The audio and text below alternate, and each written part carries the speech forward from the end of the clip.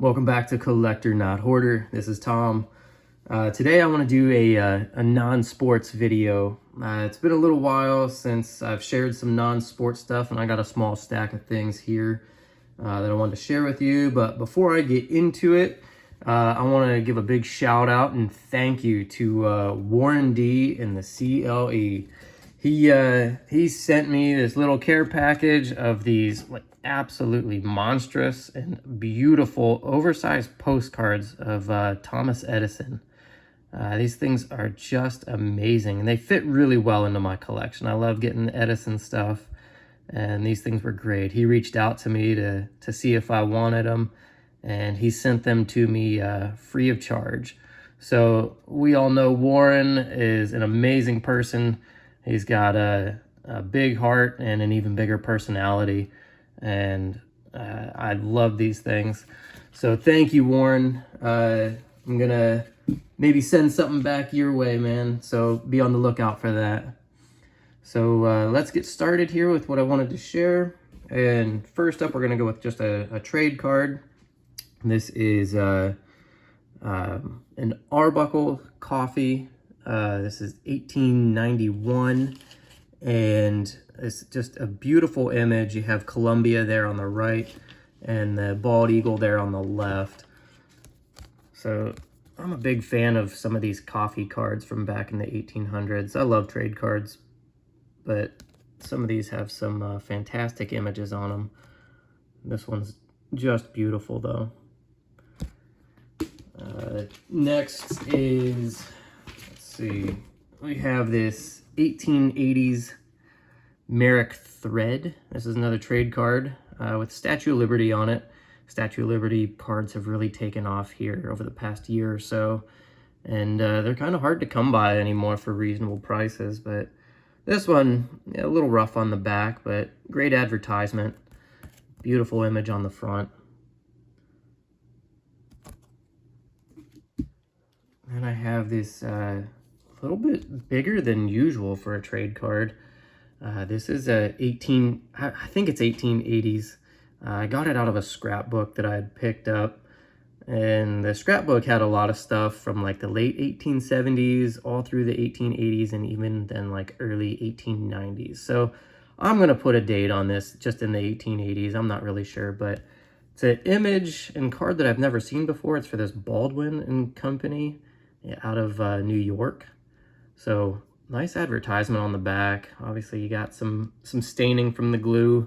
Sometimes that's hard to get off. Most of the time I can get the majority of it off, but when you have those dark stains like that, they're hard to remove.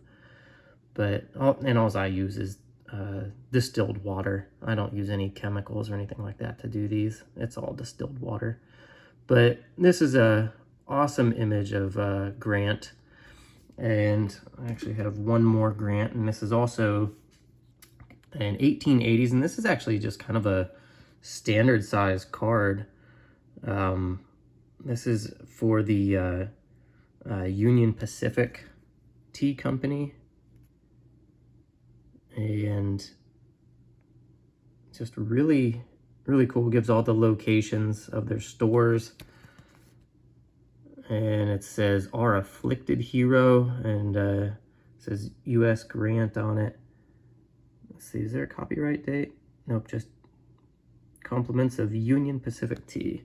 So really cool little card. I like that it's actually kind of a standard size card. This will go in a standard size holder instead of an oversized holder for postcards.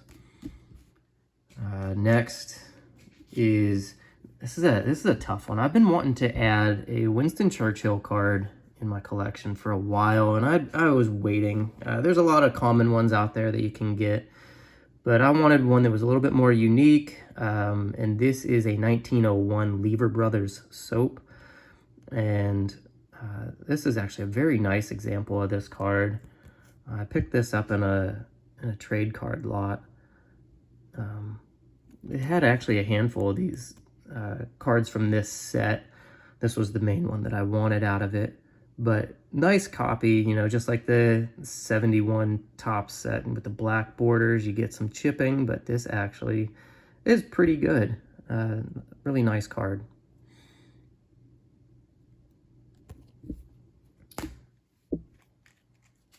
Now we're going to go backwards in time a little bit. I picked up these 1888 Allen and Ginter Birds of America.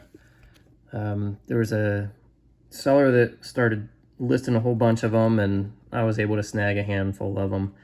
These things are beautiful in person. I'm not a bird person, but these bird cards from the 1800s are absolutely awesome.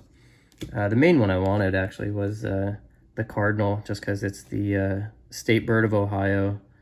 It's a beautiful card. Nice backs on most of these. You get a little bit of marks on them, but no real like heavy paper loss or anything like that. There's a robin. This one is actually probably my most favorite out of the set. It's this osprey. This thing is amazing looking. Colors on it. It's got the gold paint there used on it again. And then the osprey carrying that looks to be like a salmon on here. So just an amazing image of that card. See the marks that I was kind of talking about there. There's a blue jay. And the last one is actually a really pretty one as well. And it's this, one of the seagull. Just the ocean and the ship there in the background while it's diving through the sky. Just beautiful colors and beautiful images on these. There's a couple others from that set that I'd love to have, but those were the main ones that I wanted. And I picked those up for a pretty good price. I think I paid like $15 a piece for those, so very happy with those. Next is these are like 1910s. These are Mogul cigarettes silks, so they are cataloged as S77 silks, and I have a Abe Lincoln and a George Washington here. These are actually a green tint variation, and these are actually, can be kind of affordable early presidential cards. A lot of the president stuff in the 1800s has really skyrocketed in price, and so if you want some 100-plus-year-old president's cards, these would be ones to look for. So these are from the 1910s once again. So really cool.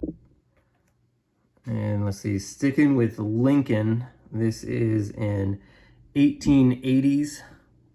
This is an H600. So this is a little advertisement card, and you can have these cataloged as H600s or N309s. So the N designation for these cards is whenever it's a tobacco-related advertisement on it. So you can have a advertisement here on the front or on the back. And this one is actually an H600.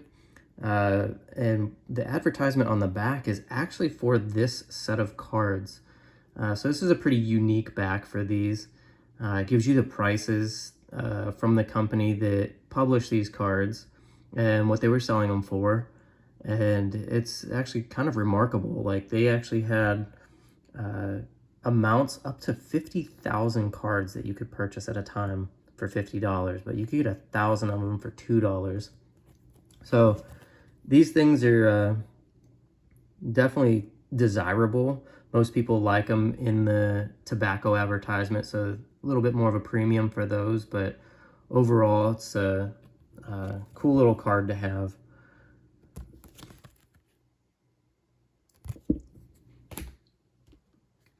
Next is, so this is one that I've had for a while. This is a 1888 Duke & Sons N76 of Benjamin Franklin. This is not the card that I'm actually wanting to show, or at least showing that I just got, but it's actually this one here. I just did a recent upgrade to this card, and this thing is gorgeous. So I picked up a scrapbook recently and got this out of the scrapbook. So the scrapbook preserved the front of this card incredibly well. And the only real issue is the back. So it had some writing on the back of it. It is pencil. You can see it's a little darker up here at the top and at the bottom. So the way it was glued in, there was a strip of glue across the top, strip of glue across the bottom, and it actually kind of preserved that pencil line in there. So you had some fading of the pencil, but then the darker pencil top and bottom, just because it's preserved by the glue. But the front of this card is incredible. You know, like the one that I just showed you there, very, very rough copy, but it is graded a 1. It's got a very rough back to it. And the funny thing is this thing looks light years ahead of it, but it'll probably still just grade a 1.5 maybe, just because of the writing on the back. So it'll be a super clean looking 1.5. So very happy with that. Next is this 1916, 1917-ish postcard of Charlie Chaplin. Chaplin is just one that I love to collect, especially anything pre-1920. This postcard's a really tough postcard to find. I think I've only ever seen 1 or 2 in the last couple years of looking for Chaplin stuff. And picked this up, beautiful image on it. Down here in the corner, it says Charles Chaplin, Mutual Star. So he was part of the Mutual Film Corporation. And I think he was only there for 1 year, and I think he signed with them in 1916. And he was done with them by 1917, or at least sometime in that year. So that's why I kind of put a date of 1916, 1917. But amazing postcard, just a beautiful image. And I just love that you have the little images of him as the tramp on the sides there. So great card. Very happy with that. So the last thing that I have for you is this 1909. This is a postcard of the Wright brothers. You got Wilbur on the left here, Orville on the right, and just an image of their biplane in flight there. This is a blank postcard, and actually I've owned this particular one, for quite a while now. A couple years I've had this one. But what I picked up recently, and I was just using this as an example just to show that it is blank all around, was this one here. So this was very intriguing to pick up. You can see it's got a little bit more wear on it, some chipping on it. It has been posted, so it's got writing on the back. It's missing the stamp. Somebody soaked the stamp off of it, but it is postmarked in 1909. The interesting thing is the signatures on here. So as you could see on the one that I just showed, the signatures are not present on there. So it makes me think that these could potentially be authentic signatures. I'm gonna send this in to have it authenticated, to have it looked at, but overall, like, they look really good to me. And close up, I don't know if I can get the light to hit right, but you can see the fountain pen marks, the indentations on it, whenever you get the right light on it. And whenever I've compared these to signatures, like sample signatures online, there's a lot of similarities. Like, there might be a couple little pieces that are kind of questionable on them, but there's definitely some similarities there. So either somebody did a really good forgery of it, or these are, possibly legit signatures of the Wright brothers on the same card, which the tough one is Wilbur. Wilbur died in 1912. So, that's a tough one to get. His signatures are pretty expensive to come by. And so to actually have his authenticated, it's right around $200 to have his done, but it's only $75 to have Orville's done. But fingers are crossed on this. I'm gonna send this off and see what they have to say, see if it comes back legit. If it comes back legit, absolutely amazing. Great card, great piece of history right here. And if it comes back that they aren't, oh well, I paid $50 for this card. So, it's still a great card, cool story, even if they're not real. I think $50 was a good gamble for me on this part, so we'll see what happens. But that was the last thing I had for you there. So remember, there's a fine line between a collector and a hoarder. Which one are you?